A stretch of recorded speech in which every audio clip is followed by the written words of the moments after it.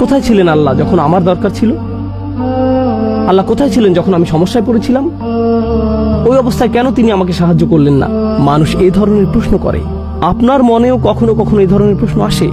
আমি আল্লাহর বিদ্রোহ করতে পারি, আল্লাহ আমার আত্মাকে সুযোগ দিয়েছেন আল্লাহকে ভুলে যাবার, যা খুশি তা করার, যা খুশি তা বলার, যেভাবে খুশি টাকা উপার্জন করার, যেমন খুশি রিলেশন করার, শুক্রবার রাত যেমন খুশি কাটানোর। ইউরসিলু আলাইকুম হাফাজা, তিনি তোমাদের জন্য প্রতিরক্ষাকারী ফেরেশতা পাঠান সব সময় আপনাকে নিরাপত্তা দেওয়ার জন্য। আমাদের প্রত্যেকের চারপাশে ফেরেশতাদের নিরাপত্তা বেষ্টনী থাকে, যাদেরকে আল্লাহ নিয়োজিত করেছেন। এভাবেই আল্লাহ আমাদের উপর অনুগ্রহ করেন। ফাবিআইয়ি আলাই রাব্বিকুমা তুকাযিবান। আর এজন্যই আল্লাহ আযযা ওয়া জাল্লা পরের আয়াতে বলছেন, এটাই আজকের খুতবার আয়াত যা আমি আপনাদের সাথে শেয়ার করতে চেয়েছিলাম। ইয়াসআলুহু মান ফিস সামাওয়াতি ওয়াল আরদ কুল্লা ইয়াউমিন হুয়া ফি শাআন। আকাশ এবং পৃথিবীর প্রত্যেকেই তার কাছে চাইছে। আকাশ এবং পৃথিবীর প্রত্যেকেই তার কাছে চাইছে। আসুন প্রথমে এই অংশটা বুঝি। আরবি ভাষায় সুআল বা চাওয়া দুই ধরনের। এটি আলোচনার আগে এই আয়াত নিয়ে যে কনফিউশন আছে তা বলে নেই। আল্লাহ বলেছেন প্রত্যেকেই তার কাছে চাইছে। ফেরেশতারা তার কাছে চায়, পশু পাখিরা তার কাছে চায়, আমরা তার কাছে চাই। কিন্তু কেউ এসে বলল, আমি একজন নাস্তিককে চিনি, সে আল্লাহর কাছে কিছু চায় না। আমার একজন বন্ধু আছে যে ধার্মিক নয়, কখনো আল্লাহর কাছে কিছু চায় না। আমার ফিলোসফি প্রফেসর কখনো আল্লাহর কাছে কিছুই চায় না। তাহলে কিভাবে সবাই তার কাছে চাইছে? এই জন্যই আপনাকে বুঝতে হবে আরবিতে চাওয়া শব্দটির দুটি অর্থ রয়েছে। একটি হলো সচেতনভাবে চাওয়া, অন্যটি হলো প্রয়োজন।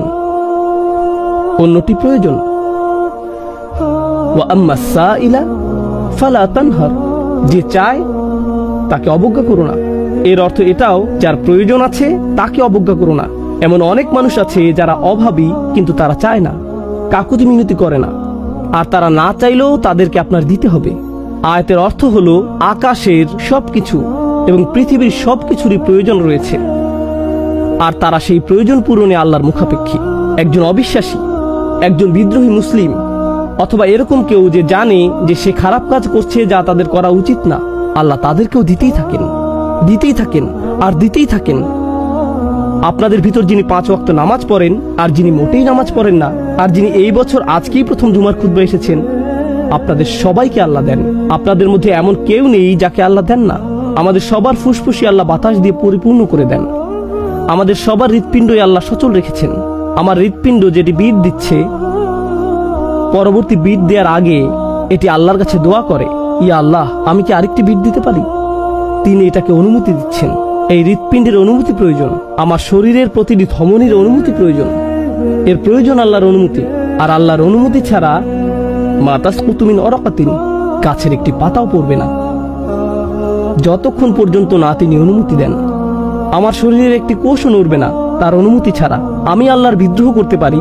আল্লাহ আমার আত্মাকে সুযোগ দিয়েছেন আল্লাহকে ভুলে যাবার, যা খুশি তা করার, যা খুশি তা বলার, যেভাবে খুশি টাকা উপার্জন করার, যেমন খুশি রিলেশন করার, শুক্রবার রাত যেমন খুশি কাটানোর, শুক্রবার দিনে আলহামদুলিল্লাহ আল্লাহ যেমনটি চান আপনি তেমনটি কাটিয়েছেন। শুক্রবার রাত্রে এবার শয়তানকে দিয়ে দেন। ছুটির সময়টাকে পরিপূর্ণ করেছেন, দুই দিক সমান করেছেন। কিন্তু আল্লাহ বজ্রপাত দিয়ে শাস্তি দিচ্ছেন না। আল্লাহ আপনাকে টেনে হিঁচড়ে মসজিদে নিয়ে আসছেন না। তিনি পারতেন যদি তিনি চাইতেন। তিনি আগেও অনেক জাতিকে সোজা করেছেন। তিনি আপনার এবং আমার সাথে তেমনটি করছেন না। কোন হাত যখন চুরি করে এটি প্যারালাইজড হয়ে যাচ্ছে না। কেউ যখন ব্যভিচার করছে তখন তার হার্ট অ্যাটাক হচ্ছে না। যখন কেউ হারাম খাচ্ছে সে স্টমাক ক্যান্সারে আক্রান্ত হচ্ছে না। আল্লাহ তেমনটি করছেন না। তারা খেয়েই যাচ্ছে আর তারা হাসি আনন্দ করছে। তাদের প্রত্যেকেরই প্রয়োজন রয়েছে। ইয়াসআলুহু মান ফিস সামাওয়াতি ওয়াল আরদ। তারপর তিনি আপনাকে এবং আমাকে বলছেন, কুল্লা ইয়াউমিন হুয়া ফি শান। প্রত্যেকটা মুহূর্ত, প্রত্যেকটা দিন। ইয়াউম শব্দটি এখানে মুস্তালাহ লি জামিআল আওকাত। এটা এরকম সব সময়, প্রতিটি সেকেন্ডে, প্রতিটি দিন, সব সময় তিনি এমন কিছুতে ব্যস্ত যা শুধুমাত্র তিনিই করতে পারেন। আর এটি আসলে সতর্কবাণী না, এটি আসলে সুন্দর একটি জিনিস যা দিয়ে আমি আলোচনা শেষ করতে চাই। ইয়াসআলুহু মান ফিস সামাওয়াতি ওয়াল আরদ কুল্লা ইয়াউমিন হুয়া ফি শান। ভাবুন তো, আমি একজন শিক্ষক। ধরুন আমি পড়াচ্ছি 50 জন ছাত্রকে। তাদের একজন আমাকে একটা প্রশ্ন করলো, তাদের একজনের এক্সট্রা হেল্প প্রয়োজন। একজন বলল তার একটা সমস্যা আছে, একজন বলল তার একটা কনফিউশন আছে। আমি একজনকে দিলাম 5 মিনিট, আরেকজনকে দিলাম 5 মিনিট, আরেকজনকে 5 মিনিট। আমি যদি তাদের সবাইকে 5 মিনিট করে দেই, যোগ করলে হয় 250 মিনিট। ততক্ষণে আমি শেষ।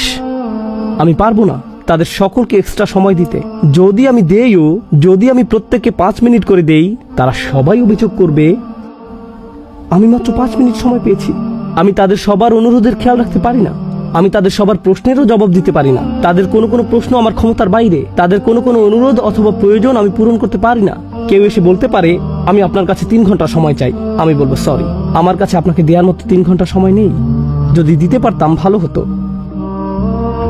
যখন অনেকে আপনার কাছ থেকে দাবি করে, আপনি আসলে এটা তখন বুঝতে পারবেন যখন অনেক বেশি মানুষ আপনার কাছে চায়।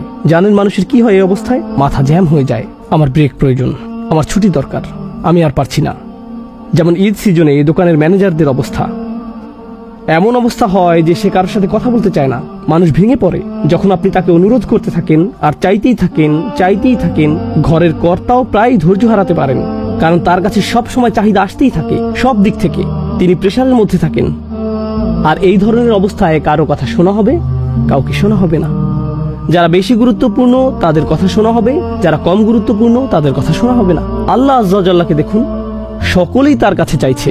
বিশ্বাসীরা তার কাছে চাচ্ছে, অবিশ্বাসীরাও তার কাছে চাচ্ছে। সবচেয়ে বিদ্রোহী মুসলিমরা অমুসলিমদের কথা ভুলে যান কিছুক্ষণের জন্য। সবচেয়ে বিদ্রোহী মুসলিম যারা প্রকাশ্যে গর্বের সাথে হারাম কাজ করে, যারা জঘন্য কথা উচ্চারণ করে, যারা একে অপরের প্রতি অন্যায় করে, তারা এগুলো সব করে প্রকাশ্যে, কিন্তু তাদের হৃৎপিণ্ড পরবর্তী বিটের জন্য অনুমতি প্রার্থনা করে আর আল্লাহ দিয়ে দেন। এমনকি তাদের জন্য আল্লাহ ফেরেশতা পাঠান যখন তারা গাড়ি চালিয়ে নাইট ক্লাবে যায়। তাদেরকেও আল্লাহ আজ্জা ওয়া জাল্লা নিরাপত্তা দেন এবং দিতে থাকেন। আল্লাহ যেভাবে দান করেন তা শুধু তার পক্ষেই সম্ভব। এটাকেই বলা হয় শান। শান হলো এমন একটি আমর ইখতাসু বিআহাদ, এটা শুধু একজনের দ্বারাই সম্ভব। আপনাদের কারো কারো নিজস্ব ব্যবসা প্রতিষ্ঠান আছে, সেখানে কিছু কাজ শুধু আপনাকেই করতে হয়। এর জন্য যদি অন্য কাউকে ভাড়া করেন, অবস্থা এলোমেলো হয়ে যায়। কর্মচারীকে ক্যাশের দায়িত্ব দিয়ে গেছেন, এরপর কোনো একটা ঝামেলা তৈরি হয়েছে। এই কাজ শুধু আপনার পক্ষেই সম্ভব, এটাকে বলা হয় শান। কিছু বিষয় আছে যা আল্লাহ করেন, অন্য কারো পক্ষে তা সম্ভব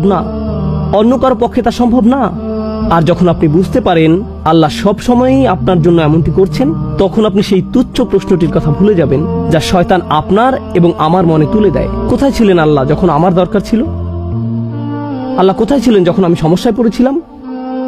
ওই অবস্থায় কেন তিনি আমাকে সাহায্য করলেন না? মানুষ এই ধরনের প্রশ্ন করে। আপনার মনেও কখনো কখনো এই ধরনের প্রশ্ন আসে, আল্লাহ কোথায় ছিলেন? আর আল্লাহ বলছেন, আমি সব সময় তোমার সাথে ছিলাম, আর আমি তোমার জিহ্বাকে সুস্থ রাখছি যখন তুমি এই কথা বলছো। বলুন তো কিভাবে আপনার শব্দনালী দিয়ে শব্দ বের হয়ে আসছে? কিভাবে আপনার মুখ দিয়ে বাতাস বেরিয়ে আসছে যখন আপনি আল্লাহর সমালোচনা করছেন? তিনি আপনাকে তার জন্য শক্তি প্রদান করছেন। এটাই হলো কুল্লা ইয়াউমিন হুয়া ফি শান। আর তারপর তিনি আবারও জিজ্ঞেস করছেন, ফাবিআইয়ি আলাই রাব্বিকুমা তুকাযিবান, আল্লাহর কোন বিস্ময়কর দান যা তোমার প্রভু তোমাদেরকে দিয়েছেন, যা তোমরা উভয় অস্বীকার করবে?